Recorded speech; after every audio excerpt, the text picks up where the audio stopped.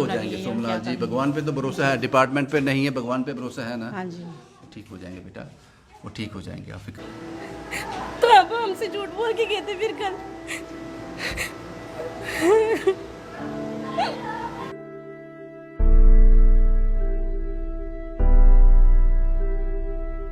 Department वाले को फर्ज नहीं बनता है उनका कुछ उनकी हेल्प करे। डिपार्टमेंट वाले उनके जाएं उनको देखने भी नहीं गए हैं वो डिपार्टमेंट वाले।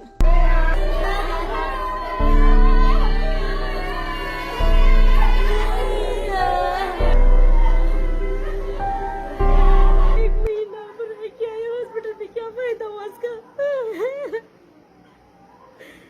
पापा तो बच्चे नहीं अब। कल गए थे हॉस्पिटल? कल भी हम है ही वहाँ पे थे, 1 महीने से वहीं पे थे। 1 महीने से वहाँ पे ही थे। पापा तो चले गए, अब हम क्या करेंगे पीछे से? अब हम आने वाले टाइम पे रोए या पापा को रोए, ये मम्मा को देखें क्या करें? अब मैं मम्मा के साथ अकेली अब। तो आप हमसे झूठ बोल के गए थे फिर कल।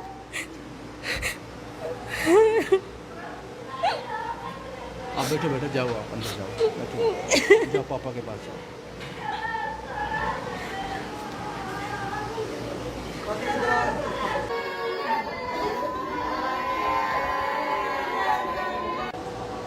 19 साल की रिया कुमारी ने आज सुबह मुझे फ़ोन किया।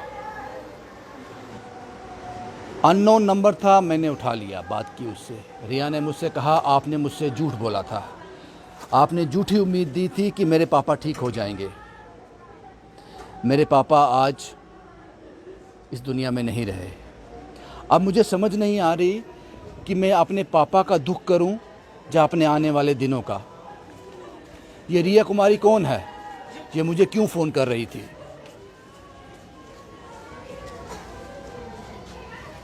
दो दिन पहले मैंने आपको एक कहानी बताई थी सोमलाल की। 20 साल एनिमल हस्बेंड्री के गेट के अंदर वो काम करता रहा, नीड बेस पर, कैजुअल लेबरर।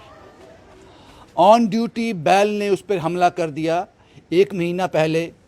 उसके बाद डिपार्टमेंट ने उसको जीएमसी में भर्ती करवा दिया, और इस 1 महीने में ये माँ बेटी लगातार, इनका एक पाँव गवर्नमेंट मेडिकल कॉलेज में था, अपने पिता के पास, अपने पति के पास, और दूसरा पाँव इनका था एनिमल हस्बेंड्री डिपार्टमेंट के पास।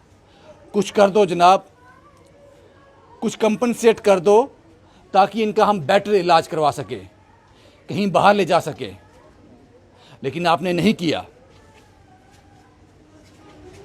कहानी ऑन एयर होने के बाद, जो 2 दिन पहले कहानी ऑन एयर हुई, उसके बाद डिपार्टमेंट, एनिमल हस्बेंड्री डिपार्टमेंट के डायरेक्टर साहब ने इस परिवार को 1 महीने के बाद इनसे मिले। वो ये स्टोरी ऑन एयर होने के बाद उन्होंने कहा हम कर रहे हैं। और इसी गांव के एक शख्स ने उस वक्त उनसे कहा, जनाब भगवान ना करे कल को कुछ हो जाए सोमलाल को। तो डायरेक्टर साहब ने आगे से कहा, जब होगा ऐसी बातें आप मत करो, जब ऐसा कुछ हो जाएगा तब हम देख लेंगे। तो अब मैं डिपार्टमेंट से कह रहा हूं, आप देख लीजिए, अब सोमलाल मर गया। और इस बेटी ने मुझे कहा कि आपने मुझसे झूठ बोला था कि मेरे पापा ठीक हो जाएंगे। अब मुझे समझ नहीं आती, मैं अपने पापा का दुख करूं, उन पे रहूं, या अपने आने वाले दिनों पे रहूं, क्योंकि इनका अर्निंग हैंड वही सोमलाल था, वही पिता थे, वही 6-7 हज़ार रुपये लेके आते थे, उसी से घर चलता था। आगे मेरी माँ और मेरा क्या होगा? उन रोती आंखों ने, उन आंसुओं ने ये सवाल किए हैं। 20 साल एक उम्र होती है, 20 साल। और जब उस गेट से बाहर निकला, 1 महीना जीएमसी में तड़पता रहा, दर्द में रहा, और आज उसकी डेड बॉडी घर में आई है।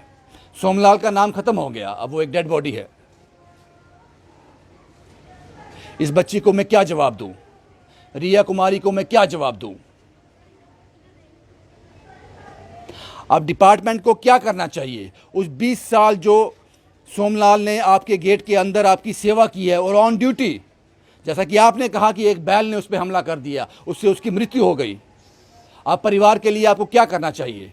मुझे लगता है मुझे ये बताने की ज़रूरत नहीं है। 1 महीना आपने बहुत इंतज़ार करवाया, परिवार को तड़पाया।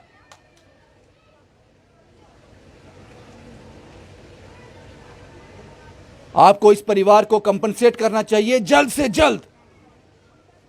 और इस बच्ची को मुझे लगता है आपको नौकरी देनी चाहिए, ताकि जो सवाल इसने मुझसे पूछा है कि मैं अपने पापा को रोऊं, उनका दुख करूं या अपने आने वाले दिनों का दुख करूं, इसी सवाल में जवाब छिपे हैं। अब आपको देर नहीं करनी चाहिए। भाई यही कुछ था मुझे आपसे कहने के लिए।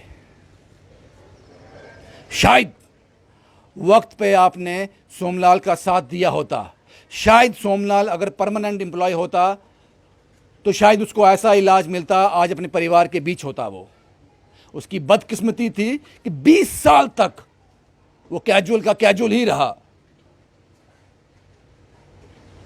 और 1 महीना तड़पने के बाद वो शरीर छोड़ गया। उसके बेटी के सवालों के जवाब आपको देने होंगे। शुभम कुमार के साथ Ravindra Singh, the state sentinel के लिए।